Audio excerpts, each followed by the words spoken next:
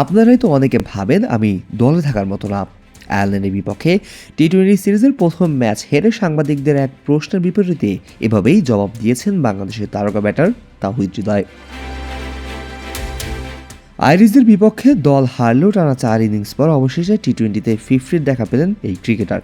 সাথে বিশ্বকাপের আগে যেন জানান দিলেন দলের বিপদে ঢাল হয়ে লড়ে যাওয়ার জন্য প্রস্তুত তিনি।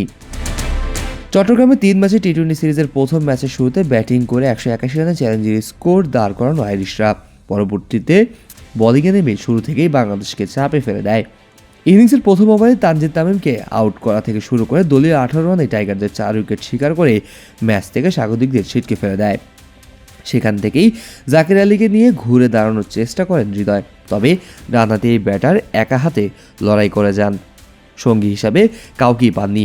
ফলে শেষ পর্যন্ত 50 বলে 7-4 এবং 3 ছক্কায় 80 রানের অপরাজিত এক দুর্দান্ত ইনিংস খেললেও হার নিয়েই মাঠ ছাড়তে হয় তাকে।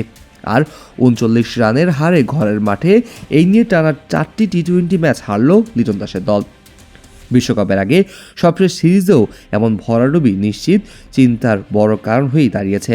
তবে এত হতাশার ভিড়েও তাওহিদ রানের ফেরাটা নিঃসন্দেহে দলের জন্য স্বস্তির খবর। বাবা, এত এনার্জি কই পাও? এই পাওয়ার চুমুকে অ্যাকশন। ম্যাচ শেষে গণমাধ্যমের মুখোমুখি হয়ে প্রথমেই তিনি বলেন, আমার কাছে তো কঠিন মনে হচ্ছে না। আপনার কাছে যদি মনে হয়, না আমার কাছে কঠিন মনে হচ্ছে না, কারণ এটাও তো পার্ট অফ লাইফ না, আসতে তো হবেই কাউকে না কাউকে। তবে এরপরে তাওহিদ হৃদয় অকপটে স্বীকার করেন যে যদি তার সঙ্গে অন্য ব্যাটার তাল মেলাতে পারত, বড় একটি জুটি হলেও ম্যাচের ফল অন্যরকম হতো। এর প্রসঙ্গে তিনি বলেন, আমাদের বড় একটা পার্টনারশিপ হতো, তাহলে খেলাটা অন্যরকম হতো, কারণ আমরা কিন্তু বেশি ব্যবধানে হারিনি, শুধু একটা পার্টনারশিপ।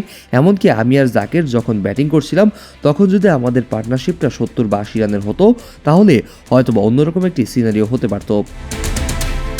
এরপরে এক সাংবাদিক প্রশ্ন করেন, তাওহিদ যদি উপরে ব্যাটিং করলে ম্যাচের ফল অন্যরকম হতো কিনা।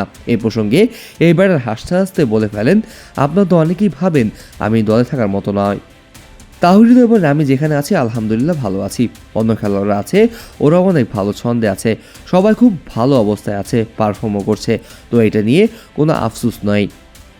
দেখুন, যেহেতু এটা দলীয় খেলা, আমার তো এই মুহূর্তে উপরে খেলার মতো আসলে কোনো জায়গা নেই, এবং আপনারা অনেকেই হয়তো ভাবেন আমি দলেই থাকবো না। এছাড়াও তাওহিদ হৃদয়ের মতে এমন বড় স্কোরে ব্যাটারদের শট খেলতেই হতো, তবে নিজেদের ভুলে যে উইকেট বিলিয়ে দিয়ে এসেছে বাংলাদেশ তাও মানছেন তিনি। এক্সিকিউশন ঠিকঠাক হয়নি।